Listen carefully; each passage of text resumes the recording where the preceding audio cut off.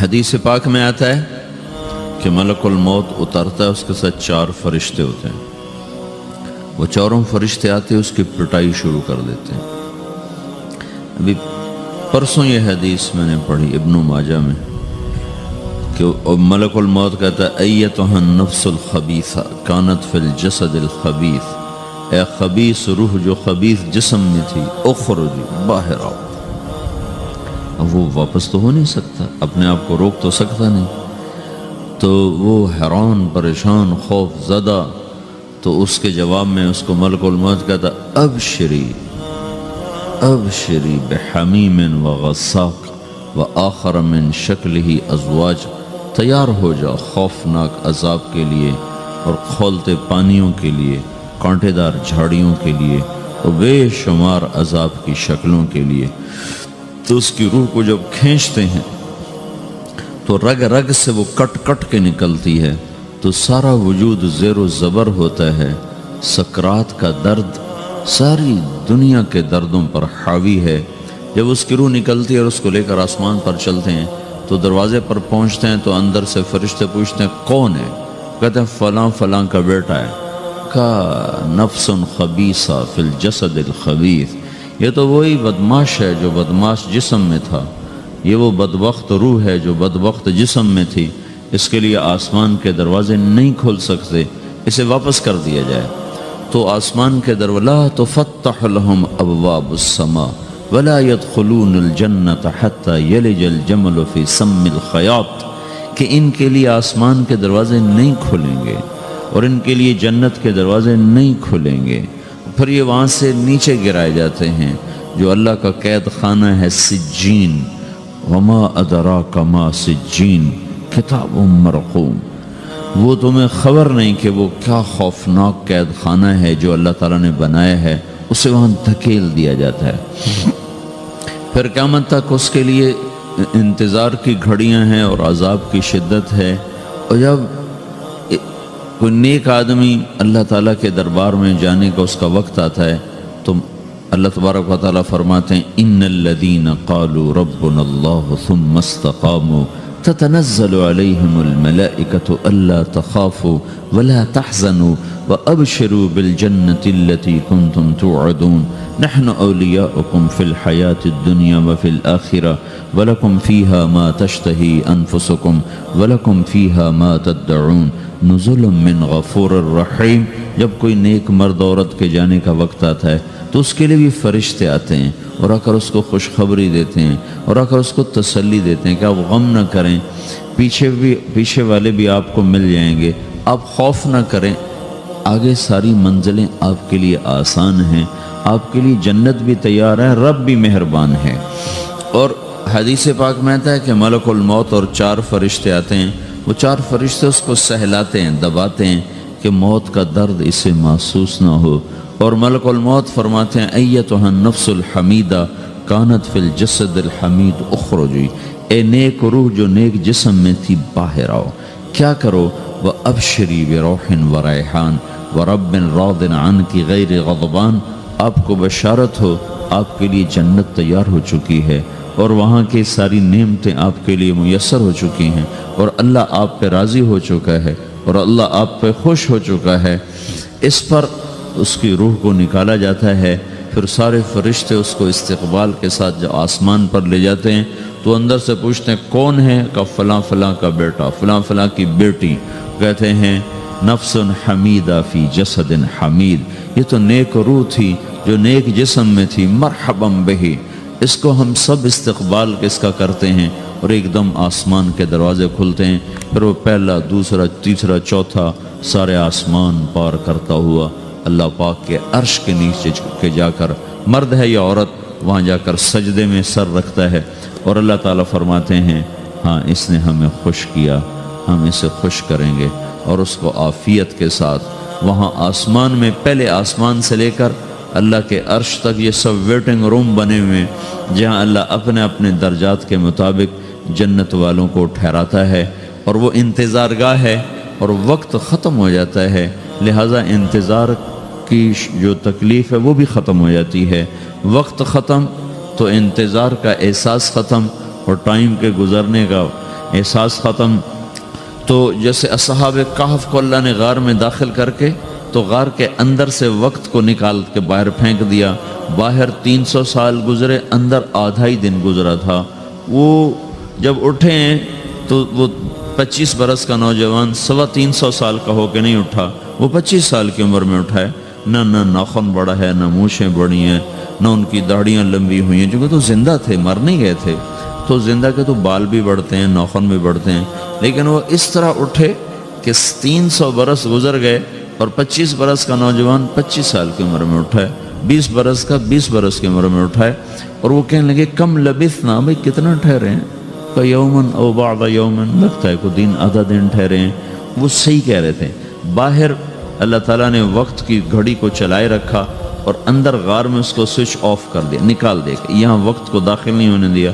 تو وقت کے گزرنے سے جو بھی اثرات مرتب ہوتے ہیں وہ ان پر مرتب نہیں ہوئے، تو وہ 20 آدھا ہی دن کے بعد اٹھے ہیں، باہر 300 سال، اندر آدھا دن۔ یہی کچھ اللہ تبارک و تعالیٰ برزخ میں کر دیتا ہے، وقت کو ختم کر دیتا ہے، گزرنے کا احساس نہیں ہوتا ہے۔ تو اس طرح میرے عزیزو، یہ دو موتیں ہر انسان دیکھتا ہے، یا وہ جنت کے فرشتوں کا استقبال دیکھتا ہے یا جہنم کے فرشتوں کی مار اور پٹائی کو سہتا ہے۔ رابعہ بصری رحمۃ اللہ علیہ کا انتقال ہونے لگا تو انہوں نے رات کو فوت ہوئی، تو انہوں نے اپنی خادمہ کو بلا کے فرمایا کہ کسی کو بتانا نہیں، جب میں مر جاؤں تو پڑوس میں 2-4 کو بلا کر نا میرا جنازہ پڑھوا دینا، اور جس کرتے میں تہجد پڑھتی تھی وہی میرا کفن بنا دینا، اور صبح بے شک لوگوں کو بتا دینا، میرے مرنے کے بعد میری میت کو رکھنا نہیں، فوراً دبا دینا۔ تو جب ان کا انتقال ہوا تو انہوں نے پڑوس کے 2-4-10-20 آدمی بلائے اور ان کو تدفین تجہیز سب کچھ ہو گئی۔ صبح شور مچا کہ وہ رابعہ بصری کا انتقال ہو گیا۔ تو اگلے دن وہ خواب میں اس خادمہ کو ملی اور کہا بیٹی تیری بڑی مہربانی، تو نے میری وصیت کے مطابق عمل کیا۔ اس نے دیکھا کہ انہوں نے ایک خوبصورت سبز لباس پہنا ہوا ہے، تو وہ فرمانے لگی، انہوں نے سوال کیا کہ آپ کے ساتھ قبر میں کیا ہوا؟ تو وہ کہنے لگی کہ میرے پاس منکر نکیر آئے تھے اور مجھ سے کہنے لگے من رب کی، تیرا رب کون ہے؟ تو میں نے کہا سبحان اللہ، 40 برس جس کو میں نہ بھلا سکی اس کو 4 ہاتھ زمین میں آ کے میں بھول جاؤں گی۔ ان کا 42 برس کی عمر میں انتقال ہوا تھا۔ تو وہ کہنے لگے سبحان اللہ، جس کو میں 40 برس نہ بھلا سکی میں اسے 4 ہاتھ زمین کے اندر آ کے بھول جاؤں گی۔ تو منکر نکیر کہنے لگے اس کا کیا حساب لینا؟ پھر انہوں نے پوچھا کہ وہ آپ کا وہ کرتا کہاں گیا تہجد والا جس میں آپ کو کفن دیا تھا؟ کہا وہ اللہ نے مجھ سے لے لیا ہے اور میرے اعمال کے خزانے میں رکھ دیا ہے، قیامت کے دن میرا وہ کرتا بھی میرے ترازو میں تولا جائے گا، اور مجھے یہ لباس پہنایا ہے جو جنت کا لباس ہے۔ یہ بھی ایک موت ہے، اس طرح بھی لوگ مرتے ہیں۔ اور دوسری بھی ایک موت ہے، ہمارے علاقے کی بتا رہا ہوں، اپنے علاقے کی۔ ایک زمین دار مر گیا، اس کی قبر کھودی، ساری بچھوؤں سے بھری ہوئی، ایسے جیسے چیونٹیاں پھر رہی ہوتی، تو انہیں وہ بند کر کے دوسری کھودی، ساری بچھوؤں سے بھری ہوئی، پھر وہ بند کر کے تیسری کھودی، ساری بچھوؤں سے بھری ہوئی۔ قبرستان میں اتنے بچھو کہاں سے آ گئے؟ یہ زمین کے بچھو نہیں ہے، یہ آخرت کی بلائیں ہیں جس کے ساتھ اب اسے قیامت تک رہنا ہے اور گزارا کرنا ہے۔ تو یہ 2 طرح کی موتیں روزانہ لوگ مرتے ہیں، روزانہ لوگ مرتے ہیں۔ جب نماز کا وقت ہوتا ہے ملک الموت ساری دنیا کا چکر لگاتا ہے اور دیکھتا ہے کون پڑھ رہا ہے کون نہیں پڑھ رہا، کون پڑھ رہا ہے کون نہیں پڑھ رہا۔ جو نماز کی پابندی کرتا ہے اس کی موت آسانی سے ہوتی، جو نماز میں غفلت کرتا ہے اس کے ساتھ موت کے وقت شدت اور سختی اختیار کی جاتی۔ تو بھائیو، یہ ایک جسم ہے، ایک روح ہے۔ روح باقی رہنے والی چیز ہے، جسم مٹ جاتا ہے، پھر اللہ سے قیامت کے دن نیا جسم عطا فرمائے گا، ایک نیا جسم دیا جائے گا۔ روح وہی ہے جو اللہ کے خزانوں میں جمع ہو جاتی ہے۔ نافرمان کی سیاہ کالی روح ہوتی ہے، فرمان بردار کی روشن چمکدار روح ہوتی ہے۔ تو اللہ نے کچھ تقاضے جسم کے رکھے ہیں اور کچھ روح کے رکھے ہیں۔ جسم کے تقاضے پورے نہ کرو تو یہ پریشان ہو جاتا ہے، روح کے تقاضے پورے نہ کرو تو یہ پریشان ہو جاتی۔ روح کی پریشانی جسم سے زیادہ ہے، چونکہ روح کی طاقت جسم سے زیادہ ہے۔ روح جسم مٹی سے بنا ہے، اس کی غذا بھی مٹی سے نکلتی ہے۔ روح آسمان سے ہے، اس کی غذا بھی آسمان سے ہے۔ روح کا تعلق جب تک اللہ سے نہیں جڑتا، اس سے بھوک اور پیاس لگتی رہتی ہے۔ جسم کو جب تک روٹی اور پانی نہ ملے، یہ تڑپتا اور پریشان رہتا ہے۔ جیسے اللہ تعالیٰ نے ہمارے جسم میں روٹی اور پانی کی طلب کو بے ساختہ رکھ دیا ہے۔ میں بیان کے دوران بھی پانی پی رہا ہوں، آپ دیکھ رہے ہیں کہ میرا حلق سوکھ جاتا ہے، مجھے طلب محسوس ہوتی ہے، پانی، حلق سوکھتا ہے پانی کی طرف بھاگتے ہیں، بھوک لگتی ہم روٹی کی طرف بھاگتے ہیں۔ یہ ایک ایسا اندر میں آٹومیٹک سسٹم ہے کہ ہم اس کو آف نہیں کر سکتے۔ یہ سوتے سوتے بھی بھوک کی وجہ سے آنکھ کھل جاتی، سوتے سوتے پیاس کی وجہ سے آنکھ کھل جاتی ہے۔ یہ ایسا خود اللہ تعالیٰ نے ساختہ نظام بنایا ہے کہ آپ اپنے جسم میں روٹی اور پانی کی طلب کو نہیں نکال سکتے۔ میرے عزیزو، ٹھیک اسی طرح اللہ نے انسانی روح میں اپنی طلب رکھ دی ہے اور اپنے رسول کی طلب رکھ دی ہے۔ یہ دو طلب ایسی ہیں کہ یہ آپ کے جسم روح سے نکل نہیں سکتی۔ جیسے بھوکا روٹی نہ کھا لے، پیاسا پانی نہ پی لے، اسے چین نہیں آ سکتا۔ وہ روح جو اللہ اور اس کے رسول سے نہ آشنا ہے، جب تک وہ وہاں تک پہنچ نہیں جاتی، اسے چین نہیں آ سکتا، اس کا اندر پریشان رہے گا۔ 1997 میں جب جنید جمشید سے میری پہلی ملاقات ہوئی تو اس نے مجھ سے یہ سوال کیا کہ مولوی صاحب، ایک پاکستانی نوجوان جس گلیمر کو خوابوں میں دیکھتا ہے، وہ گلیمر تو مجھے زندگی میں ویسے ہی حاصل ہے۔ میرے چاروں طرف زندگی کا رقص ہے اور میری زندگی کی ہر خواہش، ہر السلام علیکم، ویلکم بیک ٹو مسلم سیرہ۔ ایسے ہی بیانات سننے کے لیے ہمارے چینل کو سبسکرائب کریں اور بیل آئیکن کو ضرور دبائیں۔ شکریہ۔ تمنا پوری ہے، اس کے باوجود میرے اندر اندھیرا ہے، میرے اندر خلا ہے۔ مجھے لگتا ہے میں وہ کشتی ہوں جس کا کوئی ساحل نہیں، جس کی کوئی سمت نہیں، جس کا کوئی گھاٹ نہیں۔ یہ کیوں ہے؟ میرے ساتھ تو ایسا نہیں ہونا چاہیے۔ ایک عام لڑکا تو کہتا ہے ہائے کاش یہ ہوتا، اس کو وہ نہیں ہو رہا تو پھر وہ پریشان ہے، ہائے یہ ہوتا، ہائے وہ ہوتا۔ تو میں تو ہائے نہیں کرتا ہوں، میری تو ہر لذت اور خواہش میرے سامنے تشتری میں سجا کے پیش کی جا رہی۔ میں کیوں ایسا کر رہا ہوں؟ میں ہائے ہائے کیوں کر رہا ہوں؟ میرا اندر ویران کیوں ہے؟ میرے اندر میں خلا کیوں ہے؟ یہ وہی خلا ہے کہ وہ روح کی پیاس کو شراب میں بجھانا چاہتا ہے، وہ روح کی پیاس کو لڑکی میں بجھانا چاہتا ہے، وہ روح کی پیاس کو موسیقی سے بجھانا چاہتا ہے، وہ روح کی پیاس کو دنیا کی رعنائیوں میں 5 اسٹار ہوٹلوں سے بجھانا چاہتا ہے۔ روح کیا جانے روٹی کیا ہے، شراب کیا ہے، پانی کیا ہے، عورت کیا ہے، موسیقی کیا ہے، گھنگرو کیا ہے، پائل کیا ہے، چھنکار کیا ہے۔ روح کو ان چیزوں کی کیا خبر؟ امریکہ میں ہماری ایک جماعت تھی تو 4 لڑکے 2 لڑکیاں، 4 لڑکیاں 2 لڑکے مسلمان ہوئے۔ تو ایک لڑکے کا نام رکھا تھا ابراہیم، اور اس کو جب پڑھایا نا کلمہ، انہوں نے کہا ہائے، انہوں نے کہا ہائے، اور دونوں ہاتھ یہاں رکھے سینے پر، دل پر، کہا ہائے۔ تو ہمارے ساتھی ہیں ڈاکٹر اختر، وہ کہنے لگا کیا ہوا کیا ہوا؟ کہنے لگا جب سے ہوش سنبھالا یہ جگہ خالی تھی، یہ تیرے کلمہ پڑھانے پر بھر گئی ہے کہ میری خوشی سے ہائے نکل گئی۔ یہ جگہ خالی رہے گی، یہاں شراب نہیں پہنچ سکتی، یہاں نغمہ اور موسیقی نہیں پہنچ سکتی، یہاں تالے لگے ہوئے ہیں، یہاں تک کوئی آواز نہیں جا سکتی۔ دل کے تاروں پر ایک ہی نغمہ چڑھ سکتا ہے اور وہ اللہ کی یاد کا ہے اور اللہ کی محبت کا ہے اور اللہ کے رسول کی محبت کا ہے۔ باقی کوئی مضراب ایسا نہیں جو ان تاروں کو چھیڑ سکے، باقی کوئی چیز، آواز ایسی نہیں جو دل کی دنیا پر جا کر دستک دے سکے۔ یہاں بند دروازے ہیں، یہاں صرف اللہ پہنچے گا، اللہ کے رسول کا تعلق پہنچے گا، باقی کوئی چیز یہاں نہیں جا سکتی۔ تو چونکہ آج ہمارا علم غلط ہو گیا، پنکھا بند کرو، ہمارا علم غلط ہو گیا ہے، تو ہم نے ان دنیا کی چیزوں کو سب کچھ سمجھ کر اس کی دوڑ لگانا شروع کر دی ہے۔ تو روح آسمان سے ہے، اس کا تعلق اللہ سے بناؤ بھائیو۔ اللہ کا تعلق پائے بغیر نہ کوئی مرد مکمل ہے نہ کوئی عورت مکمل ہے، اور چونکہ براہ راست اللہ کو کوئی پا نہیں سکتا، چونکہ وہ ہمارے سامنے نہیں، اس کے اور ہمارے درمیان لاکھوں کروڑوں پردے حائل ہیں، تو اللہ اپنے بندوں میں سے ایک کو منتخب کر کے اپنا رسول بناتا ہے، اس پر اپنا آپ کھول دیتا ہے، پھر اسے کہتا ہے جا لوگوں کو بتا کہ یہ زندگی اللہ کو پسند ہے۔ وہ اللہ کا جو رسول ہے وہ بندوں اور رب کے درمیان واسطہ بن جاتا ہے۔ اللہ نے ہمیں حضرت محمد صلی اللہ تعالی علیہ وسلم جیسا رسول دے دیا۔ اللہ تعالیٰ نے اپنا آپ کسی کو نہیں دکھایا۔ موسیٰ علیہ السلام پہ ایک تجلی پڑی، ان کو 40 دن ہوش نہیں آیا، 40 دن اللہ سے ضد کرنے لگے، رب ارنی انظر الیک، یا اللہ میں تجھے دیکھنا چاہتا ہوں۔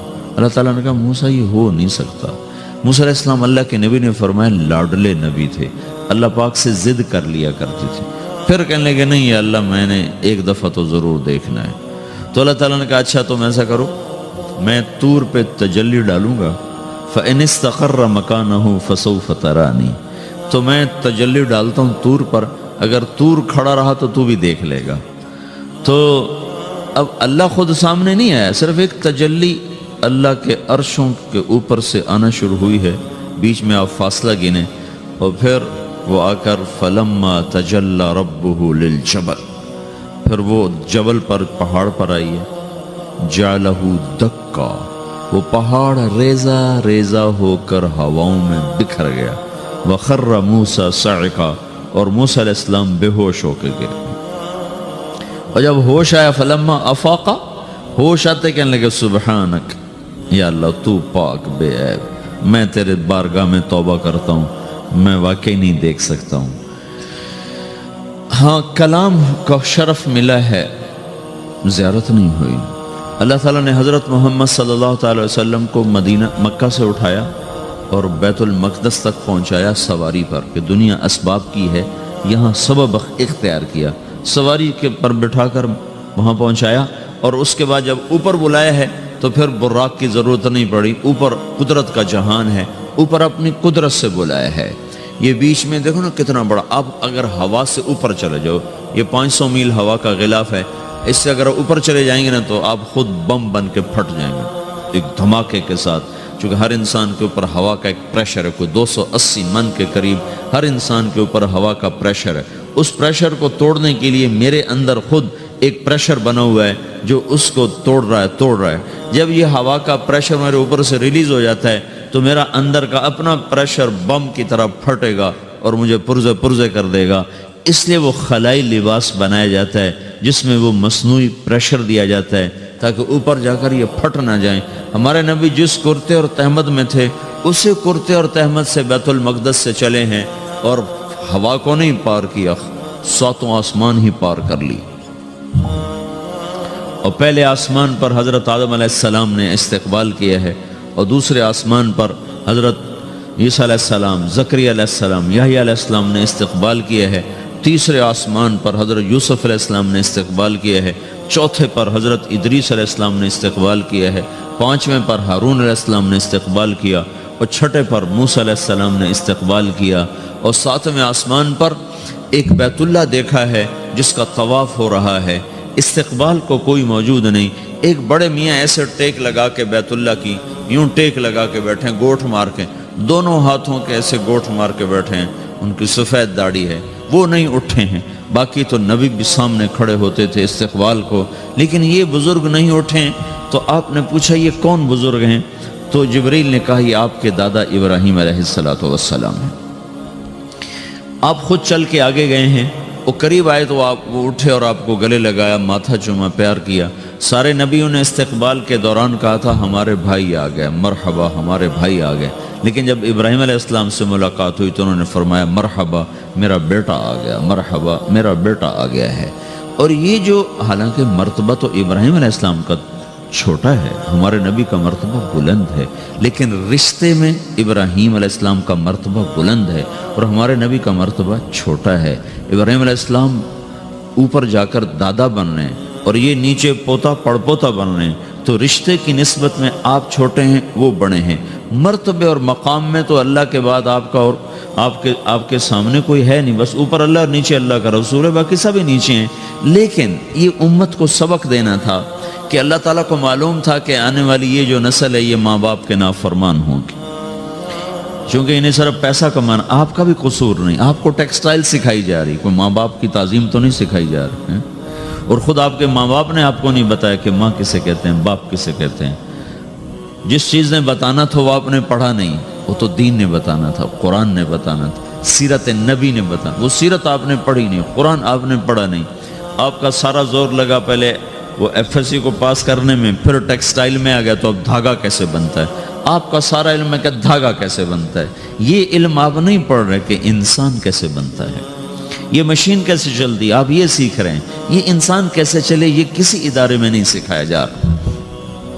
وہ اداروں کا یہ موضوع ہی نہیں کہ انسان بناؤ، اداروں کا موضوع ہے بس روبوٹ بناؤ جنہیں بس دھاگا بنانا آتا ہو، کسی کو دوائی بنانی آتی ہو، کسی کو حل بنانا آتا ہو، کسی کو بم بنانا آتا ہو، کسی کو کپڑا بنانا آتا ہو، کسی کو لوہا بنانا آتا ہو۔